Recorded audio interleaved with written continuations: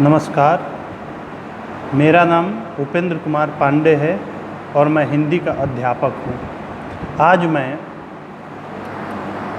इस वीडियो में नवीन संकल्प पुस्तक के पाठ 3 यानी नमक के दारोगा शीर्षक कहानी के प्रश्नोत्तर पर चर्चा करूँगा। बच्चों, यह जो प्रश्नोत्तर है यह 2 भागों में बटा हुआ है, एक मुख से और दूसरा लेखनी से। सर्वप्रथम हम मुख से में शामिल प्रश्नों को देखेंगे और उनके उत्तर जानने की कोशिश करेंगे। जो पहला क्वेश्चन है वो है, पिता ने वंशीधर को क्या शिक्षा दी और क्यों? तो पिता ने वंशीधर को यह शिक्षा दी कि नौकरी में ओहदे पर ध्यान मत देना, ऐसा काम ढूंढना जहाँ कुछ ऊपरी आय हो। यानी वो कहना चाहते थे कि रिश्वत ज़रूर लेना, ऐसा ही तुम नौकरी की तलाश करना जहाँ पर रिश्वत मिलने की संभावना हो। और उदाहरण के माध्यम से वो अपनी बात समझाते हैं, कहते हैं कि मासिक वेतन तो पूर्णमासी का चांद होता है जो एक दिन दिखाई देता है और फिर घटते घटते लुप्त हो जाता है। ऊपरी आय बहता हुआ स्रोत है जिससे सदैव प्यास बुझती है।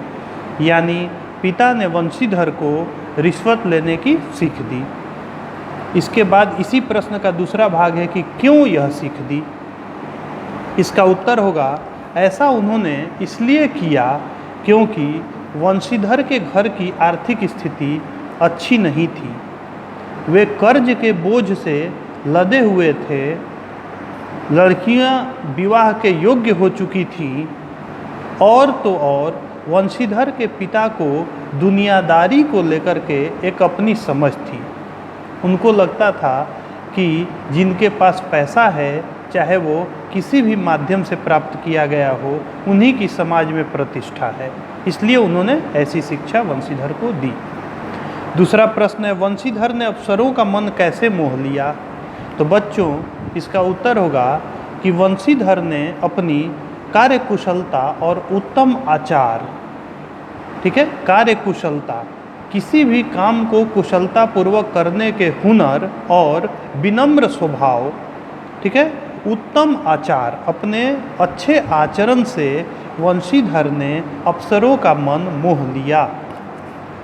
तीसरा प्रश्न है, गाड़ियों में क्या लदा था और उन्हें कहाँ ले जाया जा रहा था?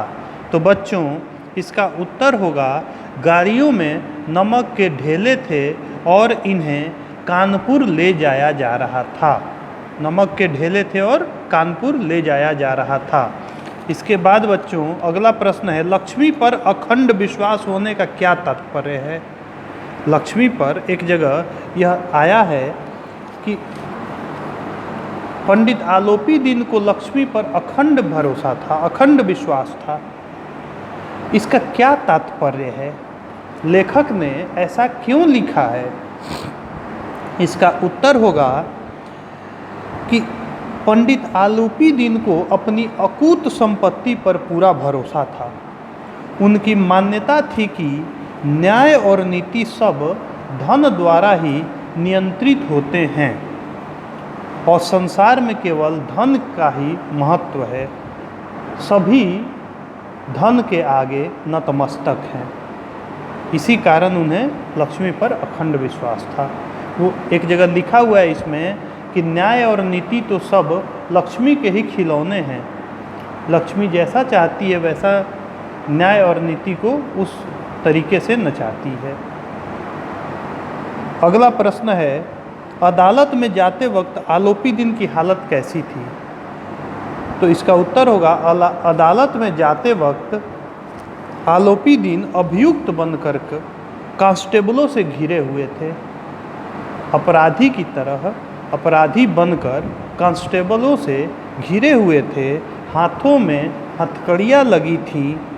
इस कारण उनका हृदय ग्लानि और क्षोभ से भरा हुआ था और वे लज्जित होकर गर्दन को झुकाए अदालत की तरफ जा रहे थे। इसके बाद लेखनी से जो है उसमें हम लोग देखेंगे उत्तर पहला प्रश्न है और अति महत्वपूर्ण प्रश्न है यह, इस पाठ का मैं कहूँगा सबसे महत्वपूर्ण प्रश्न है यह, मासिक वेतन को पूर्णमासी का चांद क्यों कहा गया है।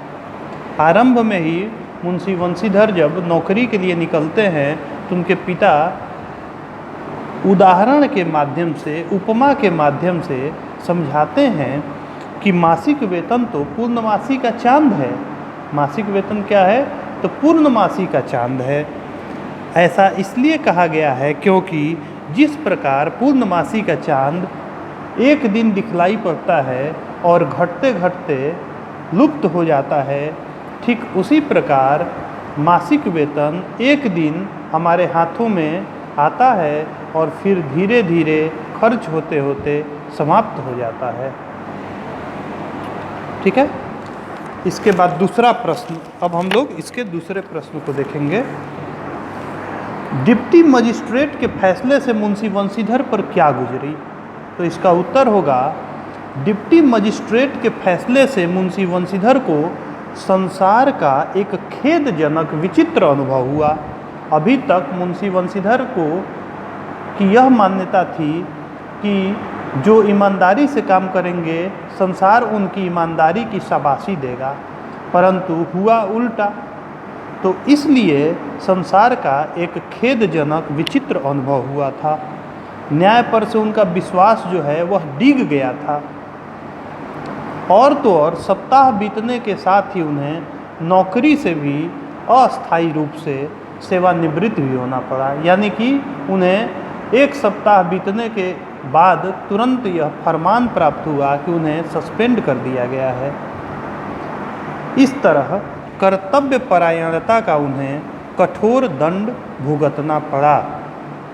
इस वीडियो में इतना ही, बाकी बचे प्रश्नों को मैं वीडियो के अगले पार्ट में बनाऊंगा। धन्यवाद।